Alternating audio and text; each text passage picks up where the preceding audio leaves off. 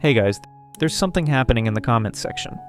After my video on Dark Empaths blew up, a flood of viewers wrote, "That isn't a Dark Empath, that's a Narcissist. They lack empathy." I get it. It's one of the biggest debates online right now. Narcissist or Dark Empath? How do you know? So let me ask you bluntly. Are you being gaslit by empathy? Does someone in your world make you feel deeply seen, only to leave you drained, doubting, or twisted in guilt? Many say it was narcissism. But what if, just what if, it was something more complex? Something smarter? This video isn't about placing labels. It's about recognizing the truth behind two very different shadows. The narcissist's brittle mirror and the Dark Empath's seductive facade. Stick with me. We'll unpack real science, real stories, and real difference so you can see clearly. You've seen how a Dark Empath can charm you with emotional insight, mirror your inner pain, and seem to get you. Narcissists, on the other hand, thrive on attention, admiration, and control through projected superiority. The distinction might sound subtle, but that nuance is everything, because the person who manipulates via emotional mirroring, that's not narcissism. It's someone who understands and weaponizes empathy, and once you see that, you'll know how to stop playing their script. Empathy itself isn't dark. But what if it's used by someone who understands how you feel, not to comfort you, but to control you? Cognitive empathy is the ability to read someone's emotions. Affective empathy is the actual feeling. Narcissists usually lack affective empathy. They don't feel what you feel. They may recognize the pain in your eyes, but it doesn't stir anything in their chest. Dark empaths, their cognitive empathy is razor sharp. They can read you, anticipate your feelings, and use that understanding strategically. They study people like an emotional language. They know when your voice softens, when your shoulders slump, what silence means in your world. But instead of stepping into your sadness with you, they step around it, calculating how your emotional state can be leveraged. Not always for cruelty, sometimes for closeness, attention, or control, but it's still strategic. Imagine someone who knows what hurts you, but uses that knowledge to push you deeper, not because they are empty, but because they've learned that emotional access drives control. They're not trying to destroy you. They're trying to own you, quietly, intimately, invisibly. That's why dark empathy is so disorienting. It feels like love. It mimics care. But when you step back, you see the web, and realize you're not being held. You're being wrapped. Narcissists need reflection. They demand praise. They project superiority, envy vulnerability, and vanish anyone who criticizes their status. Their self-worth is like glass. It looks sharp, even radiant, but drop it and it shatters. That's why even light criticism feels like an attack. Their empathy is often intact only in the form of perspective taking, but only when it leads to validation. They don't mirror your vulnerability. They reflect your admiration or fear. This creates a fragile and one-sided connection. You love them. They accept you. You question them. They discard you. Narcissistic patterns typically include entitlement, exploitative behaviors, and emotional rage when their fragile self-image is threatened. It's why they erupt at being ignored, why they seethe when someone else is praised, why they reframe every story so they're the hero. By contrast, the Dark Empath doesn't play center stage. They don't crave the spotlight. They crave your trust. They hide behind your pain, fuel guilt, then pull the strings while pretending devotion. It's manipulation with a soft touch. A performance of understanding so convincing, you stop questioning if their care is real, because they always know just what to say when you're about to walk away. But what makes it more dangerous? Narcissists want to be seen. Dark empaths want you to feel seen, while they stay hidden. One performs for applause, the other performs for power. I remember a woman, let's call her Sarah, who told me she met someone who seemed deeply spiritual, emotionally attuned, truly saw her. She described the relationship as he read me like a book. But then the guilt started. Small favors twisted into emotional debts, sloppy criticisms hiding behind knowing better and a feeling she wasn't allowed boundaries. Sarah thought narcissism, but the person seldom demanded praise. Instead, he mirrored her emotions to keep her off balance. He subtly isolated her with compassion, knowing just how far to push before she'd still lean in. That's the difference.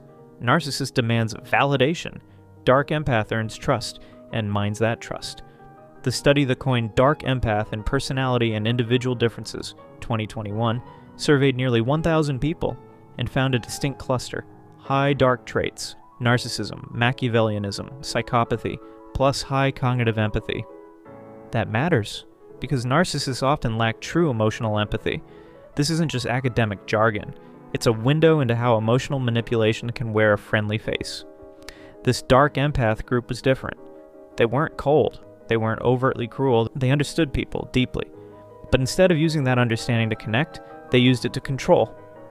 A systematic review published in 2023 in Frontiers in Psychiatry reinforces this chilling finding. Narcissism may preserve cognitive empathy, the ability to understand someone's emotions logically. But Machiavellianism and psychopathy, they don't just impair emotional connection, they sever it. Both cognitive and affective empathy, gone. Meaning, no true emotional resonance, no concern for the impact of their actions. And yet, the Dark Empath defies this rule. They are exceptional. They combine insight with intent. They understand you, still choose to harm you, quietly, cleverly, and without remorse. Because when someone can mirror your pain without feeling it, they can make you feel seen, while simultaneously setting you up to fall apart. And here's the part that should truly unsettle you: psychology. Today, put it bluntly, Dark Empaths may be more dangerous than traditional dark triad personalities, precisely because they wear empathy like armor. Let that sink in. They don't lack empathy. They weaponize it. That's what makes them invisible to most people, and nearly impossible to confront.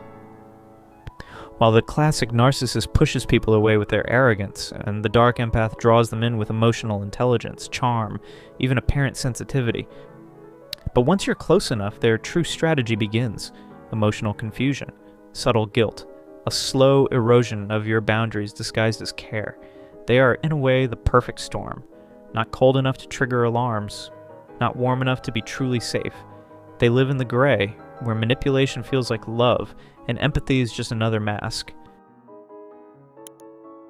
Narcissists react explosively to perceived slights. Narcissistic rage, projection, blame. It's loud, obvious. You know you've crossed a line, even if you don't know why. They lash out, slam doors, or start twisting the story until you're the villain in a scene you didn't even know you were part of. But Dark Empaths? They rarely erupt. They withdraw. They guilt trip. They disappear emotionally, not physically, leaving you stuck in the silence, second-guessing everything you just said. While a narcissist sets fire to the room, a Dark Empath turns off the lights. And now you're the one fumbling around in the dark, trying to fix something you didn't break. Their emotional regulation is cold and calculated. Not dramatic, but surgical. They know exactly when to show a crack in the mask, just enough to make you feel like maybe they're the one who's hurting. They'll say, "I feel hurt that you didn't understand me." And you, kind, empathetic, self-aware, instantly soften. You apologize, even though deep down, something feels off. And in that moment, the emotional indebtedness deepens. You feel responsible, not just for what you said, but for how it made them feel. You start editing yourself, shrinking a little, walking on eggshells, not because they told you to, but because you want to avoid hurting them again. That's manipulation by reflection, not deflection. They don't push the blame away. They turn it back towards you, dressed up as vulnerability. It looks like an openness, but it's a trap. You think you're connecting, but you're actually surrendering your logic, your truth, your sense of self. And the worst part? They often believe their own performance. They've rehearsed the wounded soul role so well that even they confuse emotional control with emotional honesty. But pay attention. Their pain is always strategic. Their vulnerability always convenient. It shows up exactly when they risk being held accountable. True vulnerability invites closeness. Theirs creates confusion, because it's not about healing.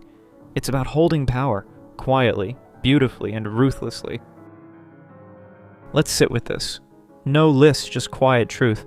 If a relationship felt deeply intuitive at first, someone who seemed to feel you more than most, but left you questioning your emotional boundary and your own reality, don't assume you know what labeled darkness looks like. The narcissist pushes, demands, dominates.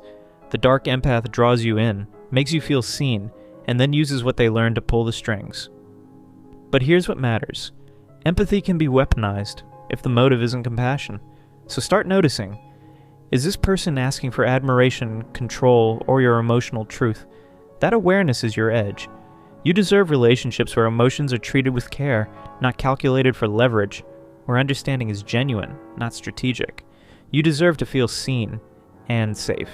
And if this hits home for you, you're not weak. You're awake now. You're remembering what real connection is supposed to feel like.